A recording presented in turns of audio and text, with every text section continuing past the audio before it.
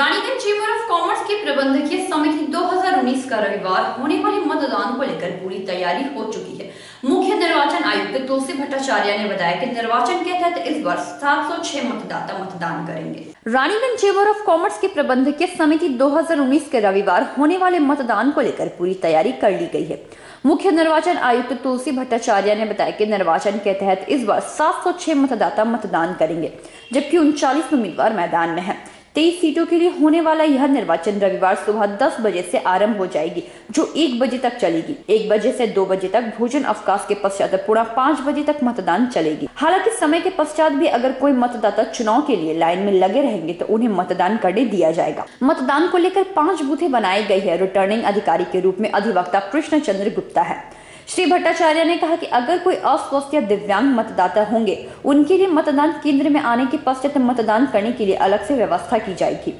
दूसरी ओर चुनाव को लेकर संस्था के अध्यक्ष संदीप भालोचिया ने बताया कि मतदान शांतिपूर्ण तरीके से हो, इसकी पूरी व्यवस्था की जाएगी। उन्होंने बताया कि चुनाव में जो मतदाता हैं, उन्हें ही वोट देने का अधिकार होगा, जबकि अगर किसी के फॉर्म या कंपनी के अगर कोई मतदाता वोट देने आएंगे तो उन्हें उस कंपनी का अधिकृत आदेश पत्र लेकर आना होगा। अगर किसी सदस्य की मृत्यु हो गई हो तो उनके उत्तराधिकारी को पहचान पत्र लाकर मतदान में हिस्सा ले सकेंगे। उन्होंने बताया कि अस्वस्थ एवं जो मतदाता मतदान केंद्र तक दूसरे तल्ले तक सीढ़ी में चढ़कर नहीं आ पाएंगे, उनके लिए नीचे के कक्ष में अलग से चुनाव की व्यवस्था की जाएगी। अध्यक्ष महोदय, कल रविवार को रानीगंज चेंबर ऑफ कॉमर्स के प्रबंधकीय समिति का निर्वाचन होने जा रही है। आप लोगों ने अपने स्तर से क्या क्या चुनाव को लेकर तैयारी किया है? देखिए, रानीगंज चेंबर ऑफ कॉमर्स के इलेक्शन कमिश्नर ऑफिस एवं पदाधिकारियों ने, मैंने सेक्रेटरी ने मीटिंग की थी कल और परसों इलेक्शन कमिश्नर के साथ। हम लोगों ने कुछ रूल्स वगैरह फ्रेम किए हैं। वो रूल्स वगैरह बाहर गेट पे चिपका दिए गए हैं और कुछ एक रिप्रेजेंटेशन लेके कुछ भ्रम बना हुआ है मेंबरों में। उसके लिए आज ये एक गाइडलाइन आ रही है, वो गाइडलाइन बाहर वो पेस्ट कर दी जाएगी ताकि किसी तरह की भ्रम नहीं रहे। इसके अलावा 5 बूथ बनाए गए हैं। वो गाइडलाइन क्या हमारे चैनल के माध्यम से आप बताना चाहेंगे? एक्चुअली वो गाइडलाइन आज फॉर्म हो रहे हैं। वो फॉर्म होने के बाद आपको शाम तक मिल जाएगा। नहीं, जैसे किसी भी व्यक्ति का अगर उनके आपके सदस्य हैं और उनके पिताजी का या देहांत हो जाता है तो ऐसी स्थिति में क्या वो वोट दे सकते हैं? ऐसी स्थिति में जो ऑथोराइज्ड रिप्रेजेंटेटिव हम उनको मानते हैं, जिनके नाम पे उस फर्म का ट्रेड लाइसेंस है, अगर वो खुद चाहे तो वो रिप्रेजेंटेटिव बन सकता है। लेटर उसको इलेक्शन कमिश्नर को देना होगा।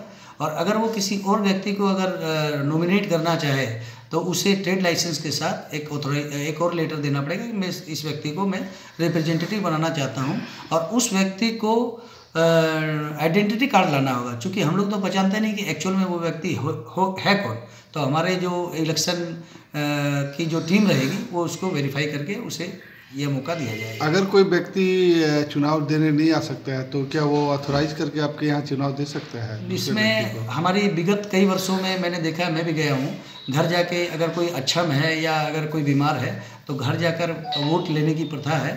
हमारे यहाँ जो टीम इलेक्शन कमिश्नर की जो टीम रहेगी उसके किसी सदस्य वहाँ पर जाकर और उनसे वोट डलवा कर आ जाएंगे। नहीं, दूसरे व्यक्ति दे सकते हैं क्या उसके रूप में? नहीं दे सकते हैं। और एक और प्रोविज़न जो कल आया है कि कुछ लोग हैं कि ऊपर नहीं चढ़ सकते, उसके लिए हमने भीतर छोटे हॉल में व्यवस्था की है। वो व्यक्ति यहाँ पर बैठकर वोट दे सकता है। हम लोगों का ज़्यादातर से ये प्रयास है कि ज़्यादा से ज़्यादा संख्या में वोटर्स आएँ और अपने मतदान का प्रयोग करें, ताकि एक हमारी जो चैम्बर की 60वें साल में जो एक लोकतांत्रिक पद्धति से एक जो यह वोट की जो एक बयार बही है, जिसमें 39 प्रत्याशियों ने अपना नामांकन भरा है, इसका अधिक से अधिक कुल कितने मतदाता हैं? मतदाता 706 हैं। आप लोगों ने क्या प्रशासनिक रूप से भी किसी भी प्रकार की तैयारी की है? क्योंकि जिस प्रकार चुनावी माहौल इस बार देखा जा रहा है चैम्बर का, काफ़ी उथल पुथल और गहमा-गहमी, ऐसी स्थिति में हो सकता है कि कुछ अनिष्ट भी हो जाए, तो ऐसी स्थिति में आप लोग ने अपने लिए क्या तैयारी करके रखा? देखिए, इसमें बात ऐसी है कि चूँकि 39 प्रत्याशियों ने अपना नामांकन भरा है और कई युवा वर्ग के कई लोग आए हैं, विशेष रूप से कई नए लोगों ने अपना नामांकन भरा है, तो कुछ गामागामी है, उनमें कुछ एक्साइटमेंट है, मैं मानता हूँ उसे, लेकिन मुझे नहीं लगता कि किसी प्रशासन की दखल की इसमें है। और रानीगंज चैम्बर ऑफ कॉमर्स इसके लोग और इसकी कमेटी पूर्ण रूप से सक्षम है। और मैं सभी चैम्बर के मतदाताओं से अपील करूँगा कि किसी भी अफवाह पर ध्यान न दें, और हमारे चैम्बर पर हम सभी का पूर्ण विश्वास है। जो भी एक प्रोसेस में इलेक्शन हो रहा है उसमें अधिक से अधिक संख्या में लोग मतदान करें, शांतिपूर्वक मतदान करने की पूरी हम लोगों की तैयारी है और सही ढंग से मतदान किया जाएगा। 2-3 पॉइंट जो है मैं समझता हूँ शाम तक हम लोग इलेक्शन कमिश्नर कुल कितने बूथों का निर्माण कर रहे हैं आप लोग? 5 बूथों का निर्माण किया गया है इसमें। अगर कोई व्यक्ति दिव्यांग या शारीरिक अस्वस्थ है तो उसके लिए आप लोगों ने किसी कोई प्रकार के विशेष व्यवस्था अगर वो अपील करता है कि मैंने जैसे पहले कहा कि उसके घर में जाके भी वोट लिया जा सकता है, या फिर अगर नीचे तल्ले पर आकर वो वोट देना चाहे ग्राउंड फ्लोर पे, तो उसकी भी व्यवस्था, दोनों व्यवस्था है। मतगणना की प्रक्रिया कब होगी? कल ही हो जाएगी? मतगणना की प्रक्रिया सोमवार को सुबह से स्टार्ट होगी। कितने राउंड में मतगणना होगी? देखिए ये बात तो मैं नहीं बता सकता, क्योंकि कल जिस तरीका से मतदान होगा उस पर डिपेंड करता है, और इस बारे में हम लोग कोई डिस्कशन हम लोगों ने अभी तक नहीं किया है। कल ये फर्स्ट हमारा उद्देश्य है कि कल चूँकि काफ़ी उत्साह है और कोलकाता से लेकर धनबाद तक हमारे मतदाता तक फैले हुए हैं, कई लोगों का फ़ोन भी आ रहा है कि हम लोग कल आना है, क्या व्यवस्था है, कितना बजे से इंक्वायरी वगैरह है। तो इसमें हम लोग यही चेष्टा कर रहे हैं कि समय पे और सही ढंग से चुनाव कराया जा सके। क्या अस्वस्थ मतदाताओं को जो चुनाव केंद्र तक लाने के लिए किसी परिवहन की व्यवस्था आप लोगों ने की है? देखिए ऐसा कोई विगत वर्षों में ऐसा कुछ देखा नहीं गया है। हम लोगों ने देखा है कि लोग चैम्बर के प्रति एक जो उनका एक अनुराग है खुद ही आते हैं। तो ऐसा कोई मैं नहीं समझता हूँ, हमारे पास ऐसी कोई इन्फॉर्मेशन नहीं है। अगर किसी कैंडिडेट को अगर किसी को लाना हो तो वो उनका देखने की चीज़ है, ये हमारे चैम्बर के पदाधिकारियों का काम नहीं है। लेकिन अगर रिक्वेस्ट कोई करता है तो हम लोग इस पर विचार कर सकते हैं। रानीगंज से सम्राट दास की रिपोर्ट, पीवी न्यूज। रानीगंज के एनएसबी रोड स्थित मारवाड़ी रिलीफ सोसाइटी अस्पताल में शुक्रवार शाम गर्भवती महिला के प्रसव के दौरान एक नवजात शिशु कन्या के जन्म के पश्चात आधे घंटे के भीतर उसकी मौत हो जाने के बाद रोगी के परिजनों ने चिकित्सक तथा अस्पताल प्रबंधन पर लापरवाही का आरोप लगाते हुए जमकर अस्पताल में हंगामा मचाया। रानीगंज के एनएसबी रोड स्थित मारवाड़ी रिलीफ सोसाइटी अस्पताल में शुक्रवार देर रात एक गर्भवती महिला के प्रसव के दौरान एक नवजात शिशु कन्या के जन्म के पश्चात आधे घंटे के अंदर उसके मारे जाने को लेकर रोगी के परिजनों ने चिकित्सक तथा अस्पताल प्रबंधन पर लापरवाही का आरोप लगाते हुए जमकर हंगामा मचाया। वहीं खबर पाकर रानीगंज थाना के कई पुलिस अधिकारी मौके पर पहुंचे। रानीगंज के दामोदर कोलियरी में रहने वाली गर्भवती महिला देवजानी मुखर्जी की मां शीला विश्वास ने बताया कि उसकी पुत्री का विवाह विष्णुपुर के रहने वाले सौरभ मुखर्जी के साथ हुआ था। उसकी पुत्री गर्भवती थी। बीते रात प्रसव के लिए रानीगंज के मारवाड़ी रिलीफ सोसाइटी अस्पताल में उसे डॉक्टर बीजन मुखर्जी के अंडर भर्ती कराया गया था, जहां सुबह उसने एक पुत्री को जन्म दिया, किंतु जन्म देने के लगभग 20 मिनट के पश्चात उक्त नवजात कन्या ने दम तोड़ दिया। इस घटना के पश्चात शीला विश्वास तथा रोगी के परिजनों ने आरोप लगाया कि खाकी प्रसव के दौरान एनेस्थीसिया का सही ढंग से व्यवस्था न होने के कारण साथ ही साथ अस्पताल प्रबंधन के अन्य मैनेजमेंट भी ठीक ढंग से नहीं थी, जिसके कारण नवजात कन्या की मृत्यु हुई। हालांकि दूसरी ओर स्त्री रोग विशेषज्ञ बीजन मुखर्जी ने बताया कि मध्य रात्रि को देवजानी मुखर्जी को अस्पताल में लाया गया था एवं मैंने स्वयं एनेस्थीसिया डॉक्टर की व्यवस्था कर उसकी डिलीवरी करवाई थी, जहां उसने एक पुत्री को जन्म दिया, मगर शिशु के पेट में उल्टा होने के कारण उसने पेट में स्थित मां के शौच को खा लिया, जिसके कारण उसे इलाज के लिए रानीगंज के आनंदलोक अस्पताल में भेजा गया, जहां उसकी मृत्यु हो गई। मैंने सटीक एवं सही ढंग से उसका इलाज किया था, इसमें ना ही मेरी गलती है ना ही अस्पताल प्रबंधन की। আমি কাল সকালে ডাক্তারবাবুর কাছে নিয়ে এসেছিলাম। আচ্ছা, অ্যাডমিট কালকে হয়েছিল এখানে? না না, হ্যাঁ কালকেই হয়েছে, কিন্তু সকালে এমনি চেক আপ করবার জন্য এনেছিলাম। ডাক্তারবাবু অনেকদিন ধরেই বলছিলেন যে আমি প্ল্যান সিজার করবো। আচ্ছা, তখন মাত্র 4 দিন বাকি ছিল, ওর সম্পূর্ণ পূর্ণ হয়ে গেছে। তো ডাক্তারবাবু কালকে সিজারটা করে দিলে তো বাচ্চাটা মরতো না, কিন্তু ডাক্তারবাবু কাল করলেন না। উনি বললেন আমি 2 দিন পরে করবো, কিন্তু আমার মেয়ে পেটে ব্যথা হওয়াতে আমি রাত্রেবেলাতেই ডাক্তারবাবুর কাছে নিয়ে আসি। ডাক্তারবাবু আসেননি, একটা ইঞ্জেকশন দিয়ে সিস্টারদেরকে বলেছিলেন ইঞ্জেকশন দিয়ে দাও, নিয়ে ব্যথাটাকে কমিয়ে দিলেন। কিছুক্ষণ পরেই আমার মেয়ের প্রচণ্ড শরীরের ইয়ে থেকে জল বেরোতে লাগলো। আমি তখন ডাক্তারবাবু বললাম, ডাক্তারবাবু এই যে এতটা জল বেরিয়ে যাচ্ছে তাহলে তো বাচ্চাটা নষ্ট হয়ে যাবে, ক্ষতি হয়ে যাবে বড় রকম। ডাক্তারবাবু আমি কী করবো বলুন, এখানে তো অ্যানাস্থেসিয়া ডাক্তার নেই, আমি তো রাত্রেবেলায় অজ্ঞান অ্যানাস্থেসিয়া ডাক্তার না থাকলে আমি কী করবো, আমি তো সিজার করতে পারবো না, আমার কিছু করার নেই। তাহলে আমি ডাক্তারবাবু আমার উপায় কী, তাহলে বাচ্চাটা তো ক্ষতি হয়ে যাবে, আমার মেয়ে একই হ্যান্ডিক্যাপ, আপনি ব্যাপারটা বুঝে চেষ্টা করুন। তখন উনি বললেন তাহলে আপনি এক কাজ করুন, সরকারি হসপিটালে নিয়ে চলে যান। আমি এই অবস্থায় আমি সরকারি হসপিটালে কী করে নিয়ে যাবো? এটা তো কোনো কথা হলো না। আপনাকে যেমন করে হোক অ্যানাস্থেসিয়া ডাক্তার তাড়াতাড়ির মধ্যে নিয়ে আসুন। যাই হোক 2 ঘন্টা পরে অ্যানাস্থেসিয়া ডাক্তারবাবু এসেছিলেন, ডাক্তার নিয়ে এসেছিলেন। সিজার করার পরে 20 মিনিট বেঁচেছিল বাচ্চাটা। যেহেতু অতটা জল বেরিয়ে গেছে শরীর থেকে, তার বাচ্চাটা মানে যাই হোক নোংরা মল খেয়ে ওটা বাচ্চাটা মারা গেছে। কী নাম আপনার, মানে আপনার নাম? আমার নাম শিলা বিশ্বাস, আমার মেয়ের নাম দেবচাঁদ মুখার্জি। আচ্ছা, কোথায় ওনার বিয়ে কোথায় হয়েছে? ওর বাড়ি শ্বশুরবাড়ি বিষ্ণুপুরে। আমার কাছে যেহেতু রানীগঞ্জে কোথায়? रानीगंज से सम्राट दास की रिपोर्ट, पीवी न्यूज। दुर्गापुर थाना की पुलिस ने 1.5 लाख रुपए के KTM मोटरसाइकिल चोरी मामले में गिरफ्तार 2 छात्रों को शनिवार अदालत में पेश किया, जहां सुनवाई के दौरान उन्हें 3 दिनों के लिए पुलिस रिमांड पर भेज दिया गया। दुर्गापुर थाना की पुलिस ने मोटरसाइकिल चोरी मामले में गिरफ्तार 2 छात्रों को शनिवार अदालत में पेश किया, जहां सुनवाई के दौरान उन्हें 3 दिनों के लिए पुलिस रिमांड पर भेज दिया गया। पकड़े गए आरोपियों में बिहार राज्य के कटिहार जिला अंतर्गत अंथालिया रोड निवासी पार्थ प्रताप सिंह एवं मुजफ्फरपुर जिला के कंपनी बाग के सिकंदरपुर बाग रोड निवासी कुमार गौरव उर्फ मीठू शामिल है। वर्तमान समय में दोनों छात्र सिटी सेंटर के डॉक्टर्स कॉलोनी में वरुण कुमार सिंह के घर में किराएदार के तौर पर रहते हैं। आपको बता दें कि बीते सोमवार दोपहर इलाके के कोट मोड़ संलग्न बजाज शोरूम के गोदाम के समीप पिछले दिनों चोरी हुई महंगी मोटरसाइकिल की जांच करते हुए पुलिस ने 2 छात्रों को गिरफ्तार किया। दोनों छात्र विधाननगर आरा मोड़ संलग्न के निजी होटल मैनेजमेंट कॉलेज के छात्र हैं। पुलिस छात्रों के निशानदेही पर चोरी की गई मोटरसाइकिल बरामद कर ली। पुलिस का मानना है कि छात्र मोटरसाइकिल गिरोह के साथ जुड़े हो सकते हैं। पुलिस ने बताया कि बजाज शोरूम के पास से 1.5 लाख की KTM महंगी मोटरसाइकिल चोरी की शिकायत शोरूम के मालिक पार्थ बैनर्जी ने की थी। चोरी की गई मोटरसाइकिल बरामद कर ली गई है। शोरूम के समीप लगे CCTV फुटेज से जांच प्रक्रिया में काफी सुविधा मिली। गिरफ्तार छात्रों को 3 दिनों के लिए पुलिस रिमांड पर लेकर पूछताछ की जा रही है। जल्द ही गिरोह के बाकी सदस्यों को गिरफ्तार किया जाएगा। স্যার ঘটনাটা কালকে একটি শোরুম থেকে বাইক চুরি হয়েছিল এবং 2জন ইঞ্জিনিয়ারিং এর স্টুডেন্ট এর সঙ্গে যুক্ত আপনারা অ্যারেস্ট করেছেন। বিষয়টা কি করে হয়েছিল একটু জানান। বিষয়টা আছে এখানে দুর্গাপুর থানায় অন্তর্গত ফরিদপুর ফাঁড়ি একটা হাইওয়ে ধারে একটা মোটরসাইকেল শোরুম আছে। মোটরসাইকেল শোরুম থেকে একটা বাইক দিনের বেলা চুরি হয়েছিল, ওদের সিকিউরিটি গার্ড না থাকাকালীন। তারপরে ওরা থানায় খবর দেয়, থানায় খোঁজবিন করে, তারপরে ওরা কমপ্লেন দিয়ে তারপরে পুলিশ একটা FIR দর্জ করে। FIR দর্জ করে একটা ইনভেস্টিগেশন স্টার্ট হওয়ার পরে পুলিশ একটা সোর্স মারফত জানা যায় কি এরকম মোটরসাইকেল আপনার নিটিপাড়া দিকে দুর্গাপুরে টাউনশিপে ওটা ঘোরাঘুরি করছে।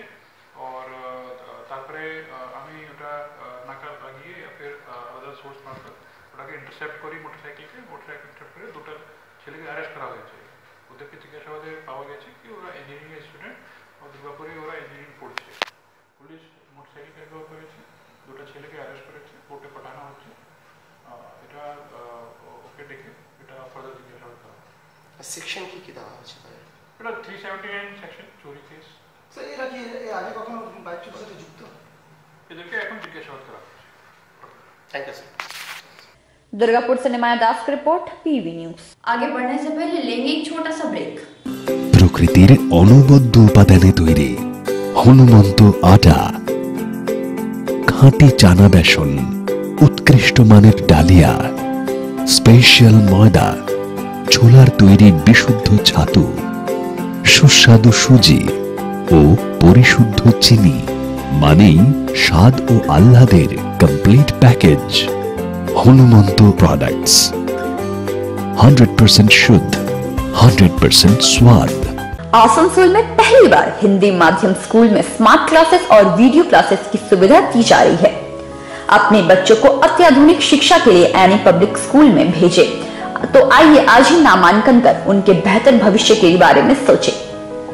कक्षा नर्सरी से लेकर चतुर्थ कक्षा तक हमारा पता है any public school, Hindi medium, GT road, Bhanga Pachal, near Sony centre, Asansol. हमारा मोबाइल नंबर है 9233343309। BM & Sons, a complete shop जहां आपको घर की जरूरत की चीजें मिलेगी एकदम सही मूल्य पर। इलेक्ट्रॉनिक सामान जैसे LCD TV, washing machine, fridge, cooler, mixer grinder, oven बिल्कुल लेटेस्ट डिजाइनों में उपलब्ध है सिर्फ आपके लिए। इसके अलावा घर को सजाने के लिए विभिन्न तरह के फर्नीचर्स भी इसी शोरूम में देखे जा सकते हैं। दीवान पलंग से लेकर अलमारी, dining table, sofa set, chair भी है एकदम न्यू डिजाइन में। तो घर की सजावट और ज़रूरतों के सामान के लिए आज ही आए। हमारा पता है BM & Sons, NSB road near ICICI bank, शिशु बागान, Raniganj. Landline number 0341 244 5046, mobile number 9434178071। রান্নাঘরে আমি রানী, আসল গুঁড়ো মশলাটা জানি, স্বাদে সুস্বাদু অল্প একটুতেই রান্নায় জাদু, সুগন্ধ সুরুচির বাহারে मनपसंद मनपसंद मनपसंद आहारे, मनपसंद गोटा ও গুঁড়ো মশলা ঠিক মনে हो। डायमंड जो आपको बनाए बेहद खूबसूरत, रानीगंज में पहली बार खुल रही है कस्तूरी डायमंड एंड गोल्ड प्लैटिनम की आकर्षक गहनों की दुकान ओम ज्वेलर्स। कस्तूरी गहने तथा डायमंड के 10,000 रुपए से अधिक खरीद पर पाइए 20% तक की छूट। यही नहीं, गहने तथा डायमंड के प्रयोग के 1 वर्ष पश्चात आप इसे एक्सचेंज भी करवा सकते हैं। तो आज ही आइए ओम ज्वेलर्स, बड़ा बाजार, MG road, Raniganj. Email ID www.kasturidiamond.com।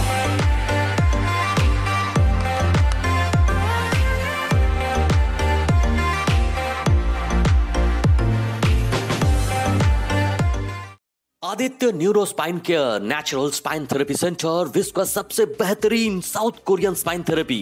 शरीर के सुख के लिए Aditya neuro spine care centre में आए और बिना दवाई, बिना इंजेक्शन, बिना साइड इफेक्ट के साउथ कोरियन टेक्नोलॉजी द्वारा थेरेपी से सभी तरह की बीमारियों से आराम पाएं। हमारा पता NSB रोड, सियारसोल राजबाड़ी, वर्तमान श्याम सदन बिल्डिंग, रानीगंज नर्सिंग होम के पास। Phone number 7479224115, 9933657990, 6297841738। Youth Services Department Government of West Bengal present Raniganj Youth Computer Training Center.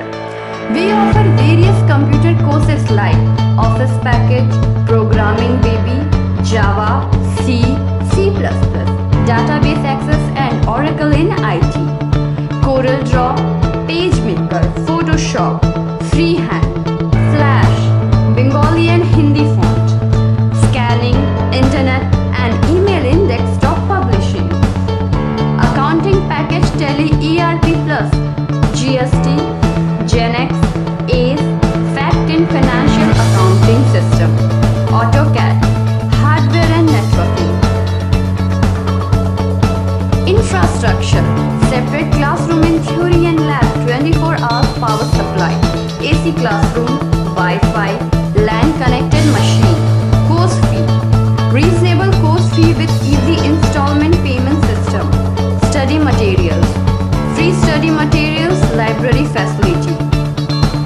Examination, online exam system which is conducts one of the best IT solution company of the world, multinational company HPE.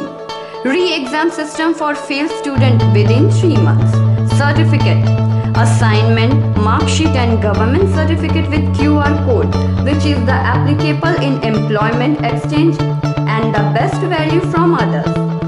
Address 34/1 NSB Road, opposite of State Bank of India and Marwari Sanatan Vidyalaya, Raniganj. Our contact number 0341 244 2500 and 9333 120303. Admission going on for new session. Break के बाद आप सभी दर्शकों का स्वागत है। रानीगंज के अमृतनगर कोयलेरी परिसर में अमृतनगर ग्रुप ऑफ माइंस की ओर से दीपमाला कोरा को सिंगरौली में हुए 100 मीटर रेस में गोल्ड मेडल जीतने को लेकर उसे सम्मानित किया गया।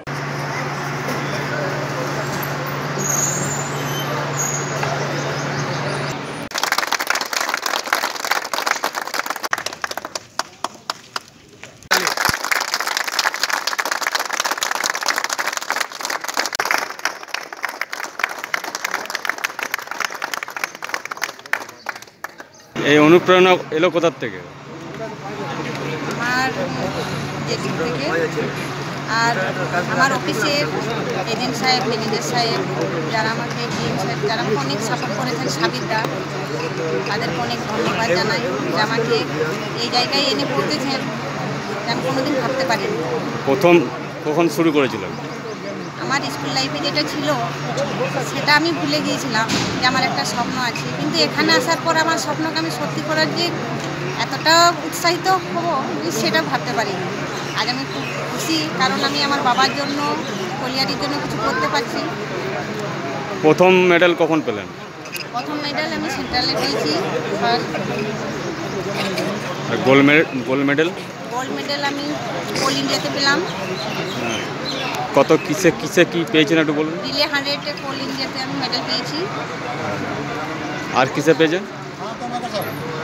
আর সেন্ট্রালে পেয়েছিলাম hurdle race, 100 metre, 200, 400 long jump. আর এবারে কি ইচ্ছে আছে এরপর? আমার ইচ্ছা আছে যে আমি এটা আরও একটু আগে বেরিয়ে যাই আর নিজেকে যতটা প্রতিষ্ঠা করতে পারি খেলার জগতে। ন্যাশনালে খেলার জন্য ইচ্ছুক? হ্যাঁ, ন্যাশনালে খেলার জন্য ইচ্ছুক, কিন্তু আমি এই বছরটা নিজেকে এমনভাবে তৈরি করতে চাই যে আগের বছর আমি কোল ইন্ডিয়ার জন্য चैंपियन ट्रॉफी ने हमारे कोलियारीर नाम आरो उच्च कर। ये मेडल मिलने के बाद आपको कैसे लग रहा है, फील कर रहे हैं?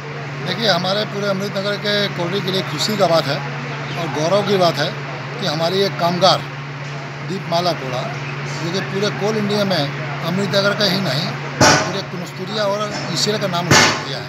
Durgapur merchant chamber of commerce and industries का प्रथम सम्मेलन आसनसोल रानीगंज दुर्गापुर व्यवसायिक संगठन को लेकर शनिवार सिटी सेंटर स्थित निजी होटल में आयोजित किया गया। पॉलिसी संगे इनसेंटिव पॉलिसी যেটা প্রায় বন্ধ হয়ে গেছে আপনারা বলছেন যে সেটা আবার যাতে চালু করা যায় সে ব্যাপারটা আমি অর্থমন্ত্রী দৃষ্টি আকর্ষণ করব এই কথা বলছি। এই সম্মেলন থেকে আপনাদের প্রস্তাব আমি তার জ্ঞাতার্থে জানাবো এবং যেটা হতে পারে তার আমার যে একটু ভূমিকা আছে আমি চেষ্টা করব সেটা পালন করবো। হ্যাঁ, ইনসেন্টিভ এই দেওয়াতে তো আমার একটু অভিজ্ঞতা হচ্ছে, আমার কাছে অনেক রাইস মিল ছোটো ছোটোরা যায়, আমি চেষ্টা করি তাদের অনেক সময় যে অ্যাপ্লিকেশন যখন হয় আমি যেটা বাস্তব বুঝছি, আমি একদম গায়ের লোক, আমি সত্যি কথা বলছি আপনাদের, এত বড় প্রোফাইলের লোক নয়, তারা আমার কাছে গিয়েছিলেন, তারা আমি বুঝতে পারছি যেটা বন্ধ হয়ে গেছে রাইস মিল কিংবা অ্যাপ্লিকেশনকে তারা তো দালালের মারফত অ্যাপ্লিকেশন এমপ্লয়মেন্ট জেনারেশন হয় তার থেকে অনেক গুণ বেশি যত প্রাইভেট সেক্টর আছে সেখানে এমপ্লয়মেন্ট জেনারেশন হয়। এটা আমাদের দেশের প্রমাণ। আজকে আমি যদি আমাদের এই পশ্চিম বর্ধমানের শিল্পাঞ্চলটা ধরি, সরকারি যত প্রতিষ্ঠান আছে তারা যত মানুষকে ফিট করে তার থেকে অনেক অনেক বেশি যেসব প্রাইভেট সেক্টর আছে তারা কিন্তু তার থেকে প্রচুর মানুষকে তারা অর্থ সংস্থানের সুযোগ করে দেয়। এটা কিন্তু সাদা চোখে দেখা যায় না, কিন্তু এর অনেক সুদূর প্রসারীর ফল আছে যেটা আমরা বুঝতে পারি। তো আমাদের উচিত এই প্রতিষ্ঠানগুলো যাতে টিকে থাকে, যে রেগুলার করছে সরকারের সঙ্গে একটা ইন্টারাকশন, একটা ভাব আদান প্রদান, সমস্যার সমাধান নিয়ে আলোচনা। এটা কিন্তু অতীতে ছিল কিনা আমি জানি না, আমি মনে করতে পারি না, কিন্তু আমরা বর্তমানে আমরা দেখতে পাই যে বিভিন্ন সময় সরকারের যিনি প্রধান তিনিও সবসময় সরকারের পক্ষে সম্ভব সেগুলো তারা মেটাবার চেষ্টা করেন। বিভিন্ন অনেক ঘটনা আমরা দেখতে পাই। আপনার মতো যে কাজ করেছে সেই খতিয়ান যদি দেখতে হয় তাহলে ভোট যাওয়ার ব্যাপারে বা ভোট দেওয়ার ব্যাপারে আপনারা কতটা এগিয়ে রয়েছেন? ভোট দেবে তো মানুষ, বিশ্বাস রাখি যে শ্রদ্ধা মুখ্যমন্ত্রী মমতা বন্দ্যোপাধ্যায় মুখ্যমন্ত্রী হওয়ার পর সব সেক্টরে আমাদের এমএসএমই এবং টেক্সটাইল এই সেক্টরে এবং এআরডি সেক্টরে তিনি যা কাজ করেছেন সবটাই মানুষ গ্রহণ করেছেন এবং মানুষের আচ্ছা, এত যে কাজ করেছেন তা সত্ত্বেও আপনাকে কেন বলতে হচ্ছে যে প্রতিটি বুথেই জিততে হবে, যে করেই হোক জিততে হবে এই কথা বলেছেন? কর্মীকে উৎসাহ দেবো না, উৎসাহ দেবো না, তোমার দায়িত্ব, তোমার দায়বদ্ধতা, এত উন্নয়ন, এত কিছু মানুষের কাছে মমতাদির সাফল্যের দায়িত্ব নিয়ে গিয়ে মানুষকে বোঝানো এর দায়বদ্ধতাটি তোমাকে কাজটা করতে হবে, তোমাকে চেতাতে হবে, তবেই তুমি হিরো, নাহলে তুমি একটু বন্ধ করতে বলুন। অভিযোগ না, এটা সাজেশন। হয়তো আজকে তো বলেছেন ব্যবসায়ীরা যে কোথাও পশ্চিমবঙ্গে শিল্প করার ক্ষেত্রে প্রারম্ভিক যেটা দরকার, ধর্মঘট কিংবা যাই বলুন না কেন, কোনো ব্যাংকের যাতে ক্ষতি না হয়, এটা সরকার গ্রহণ করেছেন। এই আমলে হয়নি। বাম জামানায় এসব হওয়ার ফলে যে শিল্প বন্ধ হয়ে যাচ্ছে, খাস দরকার পরিবেশ, সেই পরিবেশটা আমাদের সরকার ফিরিয়ে দিয়েছে। অনেক প্রজেক্ট করেছেন, সে হতে পারে বিভিন্ন লোকের বিভিন্ন সমস্যা, সে তুলতেই পারে, তারা বলতেই পারে। आज के लिए बस इतना ही। देखते रहिए PV न्यूज। नमस्कार।